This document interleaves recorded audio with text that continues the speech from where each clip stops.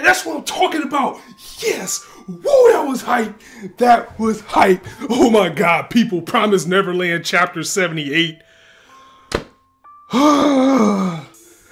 Ooh, let me calm myself down because this chapter was pure adrenaline. Oh man, that was good. And this was a glorious chapter because this is the first time, this has to be the first time that the humans have got a straight up clear victory over the demons. And you know I'm hyped when I sound like Hulk Hogan, brother. You know, when the power of the Ultimate Warrior starts to come out of my voice, you know it was a good chapter because this got me with goosebumps. This got my blood pumping. This got everything going because Lucas got these kids together. He really does. And even though I'm a little bit skeptical about why it took so long for them to make this charge, the fact that they're doing it, maybe that's me reading too much into it, knowing that you never can rest too easy with the Promised Neverland. And even though the humans did get a victory in this chapter, it was the lower of the demons. So you still got a difficulty ladder to run.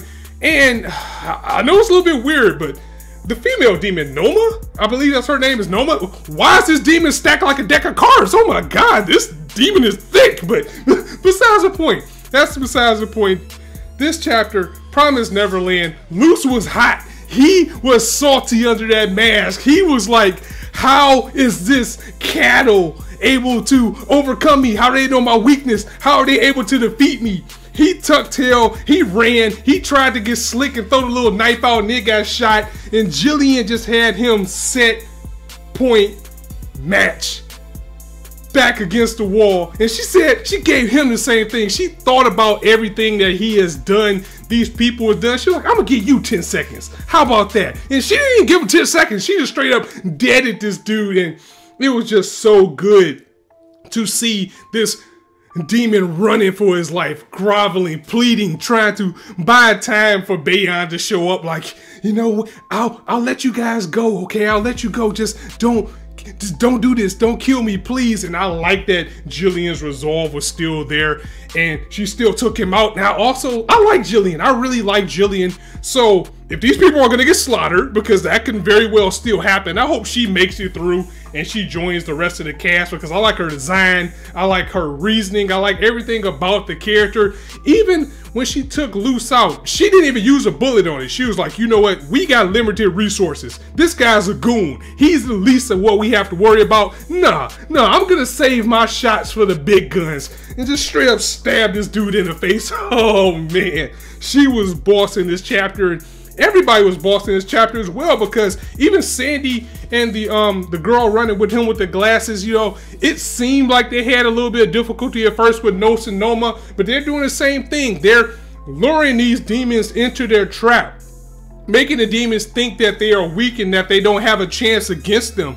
But what they're actually doing is just biding their time because these kids had actually built weapons. They knew that the resources that they had, the resources that they're given in this death game is rigged. It's not meant for you to kill them. No matter what you do, you're not going to be able to break those masks. So they were able to take the things that they have gained after all of the loss that they had, all the failures, and they were able to build and modify these weapons in order to crack the demon's mask and take them out. But the thing is, they only got limited shots. They got like 3 rifles and each of them only have 5 shots. So they have to systematically take out their opponents. They can't waste any time. They need to get these guys hook, line, and sinker and take them out without losing any weapons. And that's when things get a little bit worrisome, because when you start putting in things like this, when them acknowledging that they have to do this fast, we only have this many weapons, that's when death flags start to come up, because this entire unit could very well end up getting slaughtered by Lewis. I think out of Lewis and Bayon, the both of them put together, are still going to be too much for these kids.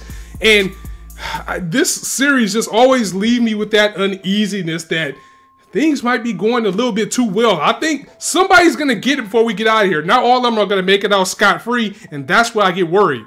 But by far, my favorite part of this chapter was seeing Luz just grovel like that, beg for his life, to actually have to turn tail and run, and for somebody to turn the tables on him and say, now I'm going to give you 10 seconds to plead for your life, to run away, to plead to your God, whatever you do. Jillian, 100% boss. in contender for one of my best girls of this series because it's not that many. But you know, besides if she make it, because we got to worry about that too, because again, this could very well go bottoms up, because the more victories we have, the more worried I'm getting about like some of the people that are not getting shine, or maybe all these kids are just bosses and they were just waiting for the right time. But I can't address enough that I'm just a little bit worried about things getting a little bit too well put together.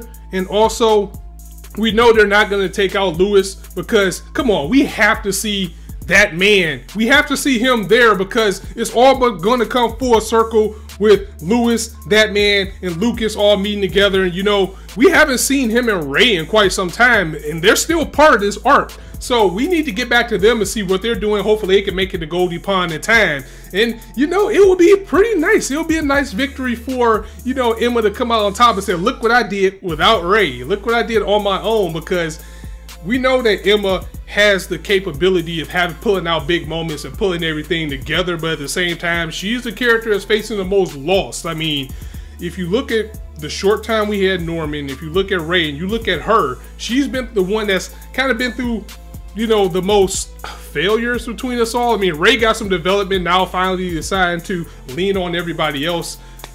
But, you know, this could be a big moment for Emma too, and I really hope these people stay around, and I hope this becomes a little bit like of a Walking Dead type of thing, where every time they go somewhere, they're going to pick up more and more people, because eventually this story has to go into a Revolution arc or something like that. Humans against the demons, or whichever side we're going to go on with this. Humans against the demons, or maybe the promise gets broken.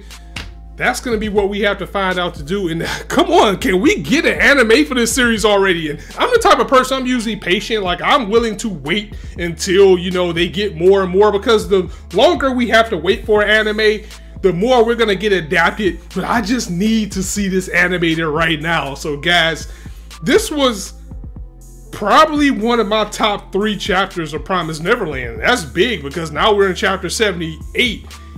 And this chapter is probably in my top 3 just for the biggest moment that we've gotten in this chapter, and see that humans actually get a victory.